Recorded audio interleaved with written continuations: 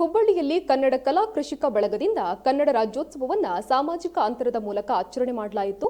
ಕನ್ನಡ ತಾಯಿಯ ಭಾವಚಿತ್ರಕ್ಕೆ ಪುಷ್ಪಾರ್ಚನೆ ಹಾಗೂ ಪೂಜೆಯನ್ನು ನಡೆಸಿ ಕಾರ್ಯಕ್ರಮಕ್ಕೆ ಚಾಲನೆಯನ್ನು ನೀಡಲಾಯಿತು. ಈ ಸಂದರ್ಭದಲ್ಲಿ ನಮ್ಮ ನಾಡನುಡಿಗೆ ಶ್ರಮಿಸಿದ ಅನೇಕ ಮಹನೀಯರನ್ನು ಗೌರವಿಸಿ ಸ್ಮರಿಸಲಾಯಿತು. ಇವತ್ತಿನ ಇನ್ನೋರ್ವ ಅತಿಥಿಗಳಾಗಿರ್ತಕ್ಕ ಅದೇ ರೀತಿ ಇವತ್ತಿನ ಅಧ್ಯಕ್ಷತೆಯನ್ನು ವಹಿಸಿರ್ತಕ್ಕಂತಹ ಮತ್ತೋರ್ವ ಅತಿಥಿಗಳಾಗಿರ್ತಕ್ಕಂತಹ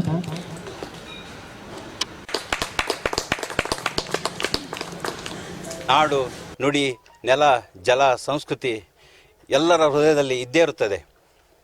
ಯಾವುದೋ ಒಂದು ಮೂಲೆಯಲ್ಲಿ ಮಲಗಿರುತ್ತದೆ, ದರಿದ್ರಗೊಂಡಿರುತ್ತದೆ, ಸತ್ತಿರುತ್ತದೆ. ಹೀಗೆ ಮಲಗಿದ ದರಿದ್ರಗೊಂಡ ಸತ್ತೇ ಹೋಗಿರ್ತಕ್ಕಂಥ ಕನ್ನಡ ಅಭಿಮಾನವನ್ನು ಬಡಿದೆಬ್ಬಿಸಬೇಕನ್ನೋ ಹಿನ್ನೆಲೆಯಲ್ಲಿ ಈ ಕನ್ನಡ ಕಲಾಕೃಷಿ ಬಳಗವನ್ನು ಕಟ್ಟಿದ್ವಿ. ಕಟ್ಟಿ 2018ರಲ್ಲಿ ಕಟ್ಟಿ ಈಗೂ ಕೂಡ ಕಾರ್ಯಕ್ರಮವನ್ನು ಪ್ರತಿ ವರ್ಷ ಮಾಡ್ತಾಯಿದ್ದೀವಿ. ಬಸವ ಸಮಿತಿ ಅಂತ ಇನ್ನೊಂದು ಬಾತೃ ಸಂಘಟನೆ, ಅದರ ಕೈ ಜೋಡಿಸಿ ನಾವು ನುಡಿ ಹಬ್ಬ ಅಂತ ಪ್ರತಿ ವರ್ಷ ಕಾರ್ಯಕ್ರಮ ಮಾಡ್ತೀವಿ.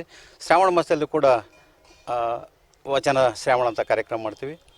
ಹೀಗೆ ನಡೀತಾ ಇರುತ್ತದೆ ನಮ್ಮದು ಕಾರ್ಯಕ್ರಮ.